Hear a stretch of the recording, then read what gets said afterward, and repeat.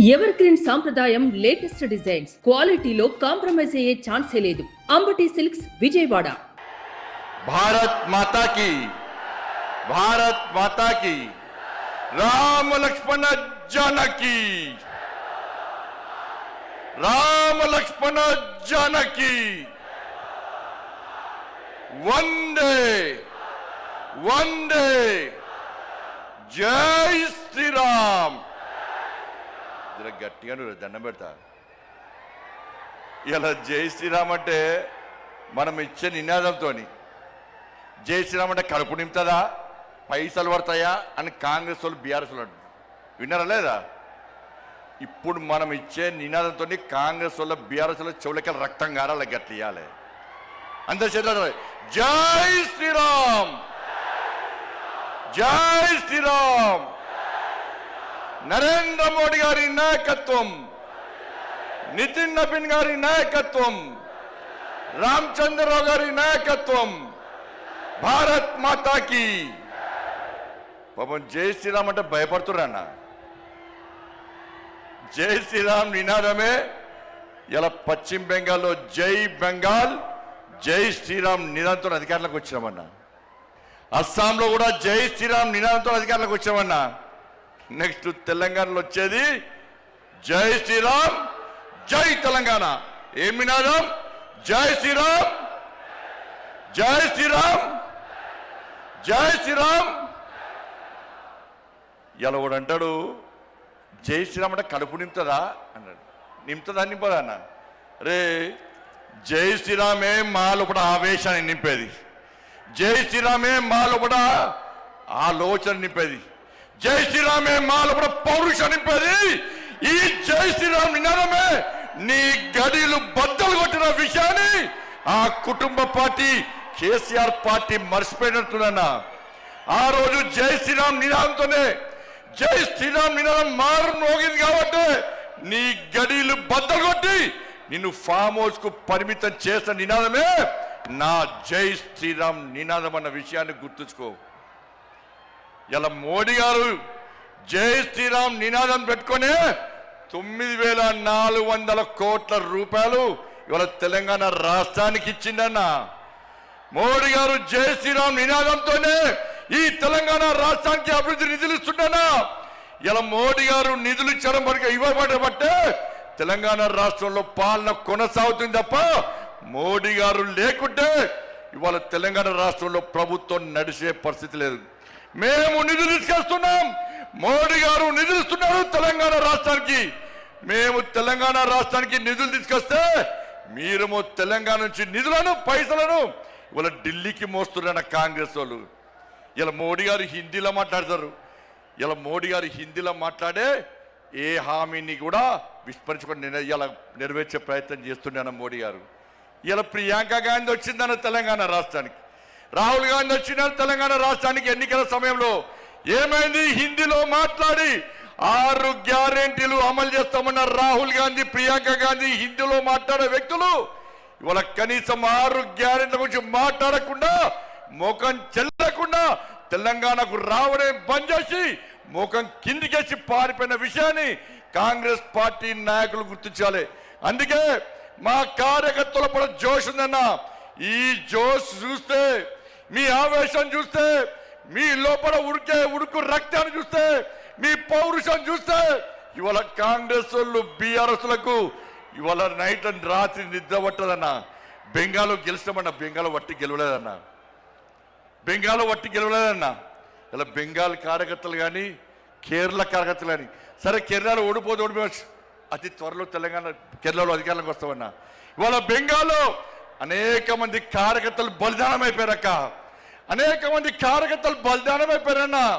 మహిళా మోర్చా కార్యకర్తలు రేపు చేసి చంపిరన్నా, కార్యకర్తలను కట్టేసి వాళ్ళ తల్లిదండ్రులను చంపిరన్నా, తల్లిదండ్రులను కట్టేసి కార్యకర్తలను ఇంట్లో వేసి దగ్ధం చేసిరన్నా. 300 మందికి పైగా ఇవాళ బెంగాల్లో కార్యకర్తలు బలిదానం చేస్తే ఇలా కార్యకర్తల బలిదానాన్ని నా నరేంద్ర మోడీ, నా అమిత్ షా వృధా ఓనేలేదన్నా. ఎట్టి పరిస్థితుల్లో కసితోని, సంకల్పంతో ఇలా బెంగాల్లో ఎట్టి పరిస్థితుల్లో అధికారం రావాలని చెప్పి కార్యకర్తలు కష్టపడి కార్యకర్తలు కష్టపడి పనిచేసారు కాబట్టి కార్యకర్తల బలిదానం వృధా పోనీయకుండా ఇలా బెంగాల్లో అధికారంలోకి వచ్చినామన్నా. ఇలా కేరళలో కూడా బలిదానం చేసినా. నేను ఒక మీటింగ్ పోయినా కేరళలో, ఏబీవీపీ ర్యాలీకి పోయినా. ఒక నాయకుడు బ్రహ్మాండంగా స్పీచ్ ఇస్తున్నాడు, జోష్ వస్తున్నది. ఆ నాయకుడు మాట్లాడి ఒకటిసారి ఇక్కడ నుండి ఇంతసారి కన్ను బయటకు వచ్చిందన్న. ఆశ్చర్యపోయినాం. ఏందని చూస్తే నన్ను పిఎఫ్ఐ గుండాలు నా కన్నును పీకేసారు. నాకు పెట్టుడు కన్ను, నన్ను చేతులు రెండు కట్టేసి ఈ పిఎఫ్ఐ మైనార్టీ ముస్లిం గుండాలు ఇలా నా కన్నును పీకేస్తే పెట్టుడు కన్నుతో నేను ధర్మం కోసం, సమాజం కోసం, నేను నమ్మిన సిద్ధాంతం కోసం పనిచేస్తున్నా తప్ప నేను పారిపోలేదని చెప్పిన వ్యక్తి ఆ కార్యకర్త అన్న. అంతెందుకన్నా ఇలా రాజ్యసభలో సుందరం మాస్టర్ రెండు కాళ్ళు నరికేస్తే ఇప్పటికి పెట్టుడు కాళ్ళతోని వాళ్ళ ధర్మం కోసం, దేశం కోసం, పార్టీ కోసం పనిచేస్తున్న వ్యక్తిని గుర్తించి నా నరేంద్ర మోడీ రాజ్యసభ మెంబర్ ఇచ్చిన విషయాన్ని మనం మర్చిపోద్దన్నా. అదే తెలంగాణ రాష్ట్రంలో అనేక మంది కార్యకర్తలు ఓడగొట్టుకున్నామన్నా. ఎదురుస్తున్నా వాళ్ళ ఆత్మలన్నీ పైనుంచి. మేము బలిదానం అయిపోయినాం, మీకు బలిదానం చేసే అదృష్ట అవకాశం మీకు లేదు. మా కోసం పనిచేయండి, మా లక్ష్యాన్ని నెరవేర్చండి, మా బలిదానాన్ని గుర్తించండి, తెలంగాణ రాష్ట్రంలో భారతీయ జనతా పార్టీని అధికారంలోకి తీసుకురండి అని చెప్పి ఆ పైన ఉన్నటువంటి అమర వీరులు మనకు కోరుతున్నా. ఒక్కసారి గుర్తుంచుకోండి.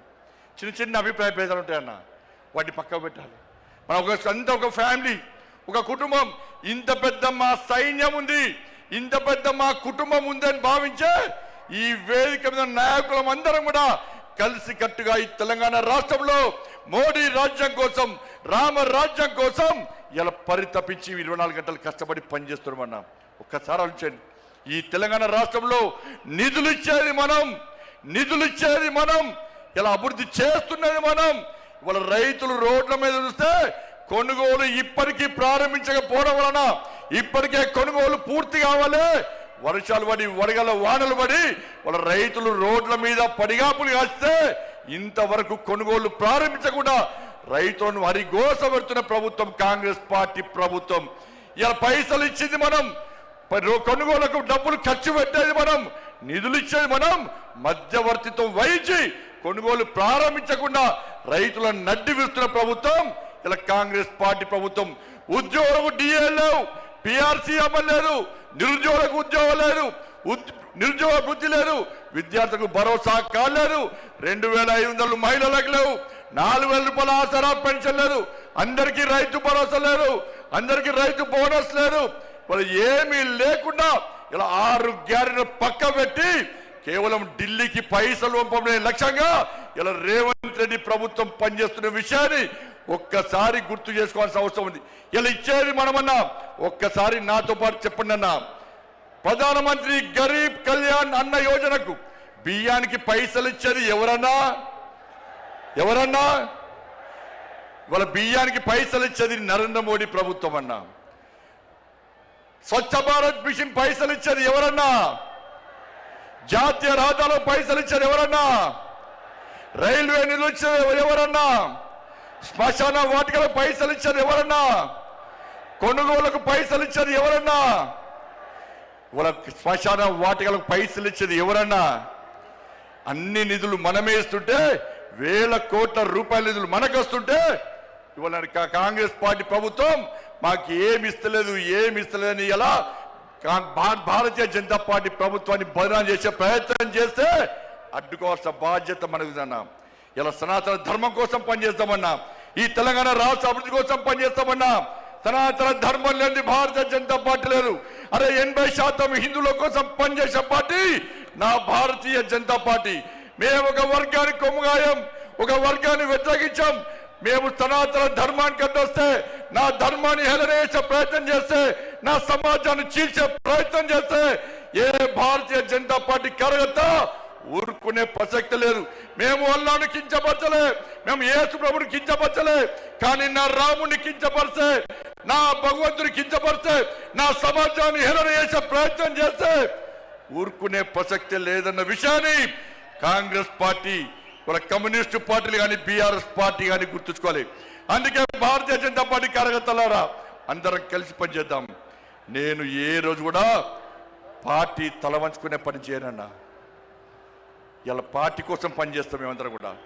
ప్రతి భారతీయ జనతా పార్టీ కార్యకర్త జై శ్రీరామ్, భారత్ మాతాకి జై అని, నేను భారతీయ జనతా పార్టీ కార్యకర్తలని చెప్పి తలెత్తుకొని సగర్వంగా తలెత్తుకునే విధంగా పనిచేస్తుంది తప్ప పార్టీకి తల వంచే పని చేయనన్నా.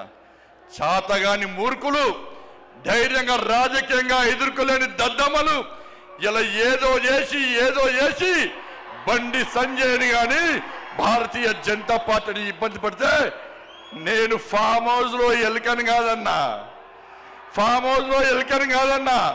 నేను నా అయ్య పేరు చెప్పి రాజకీయాలు రాలేదన్నా, నా తాత పేరు చెప్పి రాజకీయాలు రాలేదన్నా, ఏదో జెండా పెట్టి ఎత్తే రాలేదన్నా.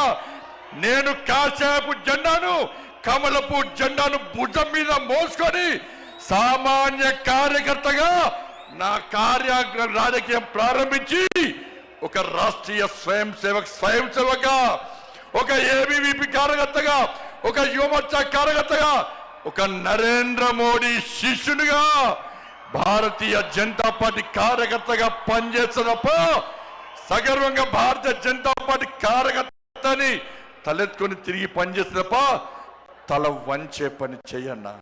నన్ను నమ్మండి అన్నా, తప్పుడు ప్రచారం నమ్మకండి అన్నా. మా ఎంబడి ఉండండి, ఇక వదిలిపెట్టే ప్రసక్తే లేదు. ఈ రోజు నుంచే మోడీ గారు ఈ రోజు వచ్చిపోయిన తర్వాత ఈ రోజు నుంచే తెలంగాణ రాష్ట్రంలో ధర్మం, తెలంగాణ అభివృద్ధి, ధర్మం ఆధారితంగా తెలంగాణ రాష్ట్రాన్ని అభివృద్ధి చేయాలంటే జై శ్రీరామ్, జై తెలంగాణ, జై శ్రీరామ్, జై శ్రీరామ్. ధన్యవాదాలు. జై శ్రీరామ్, జై తెలంగాణ.